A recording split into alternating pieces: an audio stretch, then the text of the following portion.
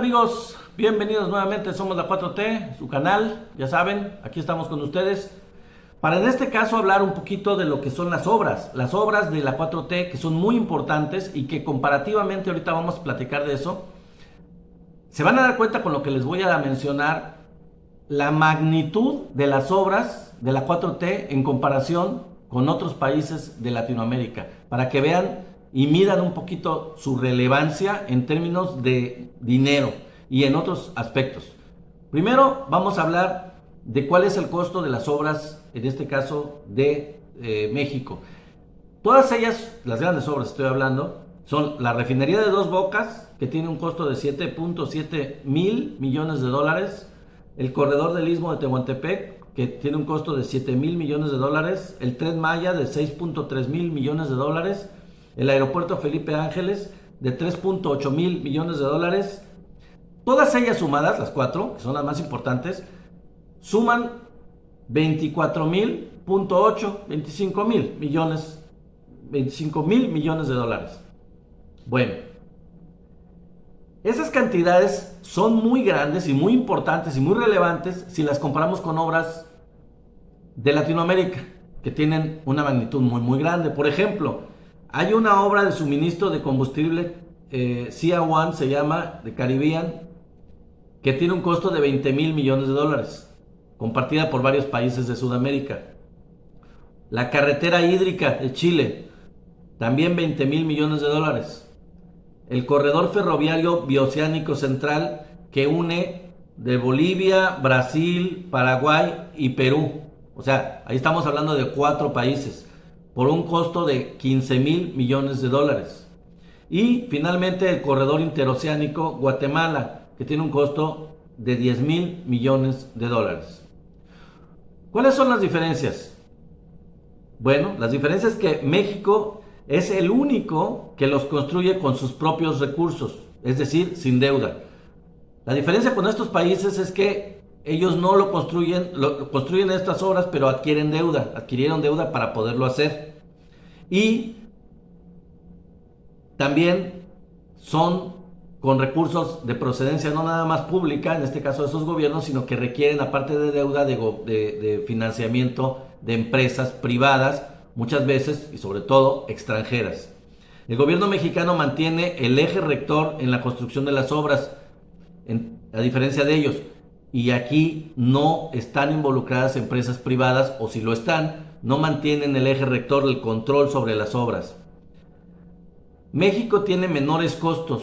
¿Por qué? Porque las construye fundamentalmente el ejército mexicano, con lo que baja muchísimo los costos. Ya estamos viendo en el aeropuerto Felipe Ángeles, por ejemplo. Y también, al terminar las obras, el Estado mexicano va a ser el propietario. En el caso de ellos no. Al terminar esas obras, ¿quién creen que va a ser el propietario? Pues las empresas privadas, como suele ocurrir, como eran en este caso en México con los gobiernos anteriores neoliberales. Entonces esas son 4 grandes diferencias que hay que acentuar, que hay que destacar, sin deuda, sin que involucre empresas privadas o su propiedad y sin que pasen a ser de ellos, ¿no? De las empresas privadas. Pero ahí no se queda todo.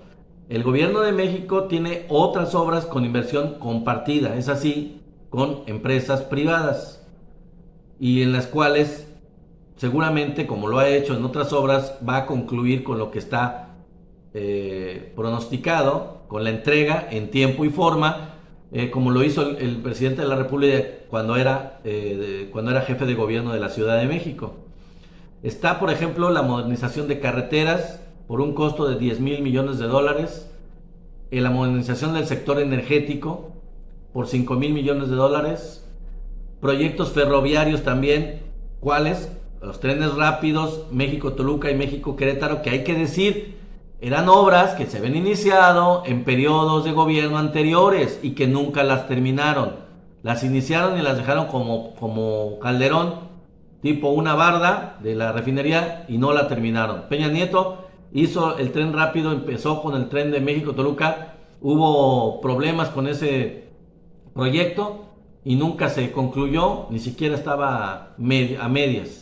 Entonces en este caso sí se va a concluir, y tiene un costo aproximado de 4.2 mil millones de dólares.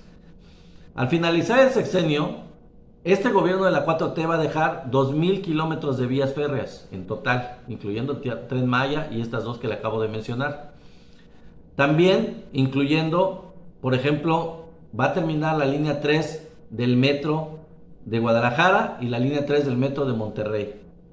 Y se están terminando 326 hospitales, 236 cuarteles de la Guardia Nacional y 2.700, nada más, 2.700 sucursales del Banco de Bienestar para que todos los recursos de los programas sociales lleguen, pero facilito, facilito, facilito a todo el país, a todas y cada una de las regiones, aunque sean pequeñas, a los productores de menores recursos y a las comunidades indígenas de manera sencilla, sin que tengan que viajar ellos a una cabecera municipal o a una ciudad y que les llegue mucho más fácil. 2.700 sucursales del Banco del Bienestar para lograr esto. Y también sabemos de programas que hay, como por ejemplo los de construcción, reparación y mantenimiento de escuelas públicas, donde no tengo el dato ahorita, pero hay un presupuesto importante que se está gastando y que no se ha visto ahorita a bien claramente por la cuestión de la pandemia. Pero las escuelas del país han estado recibiendo directamente, las organizaciones de padres de familia, recursos para poderles dar mantenimiento, reconstrucción, etcétera, a las instalaciones escolares. Y ese dinero se está destinando a lo que es y está llegando a lo que es, como debe de ser.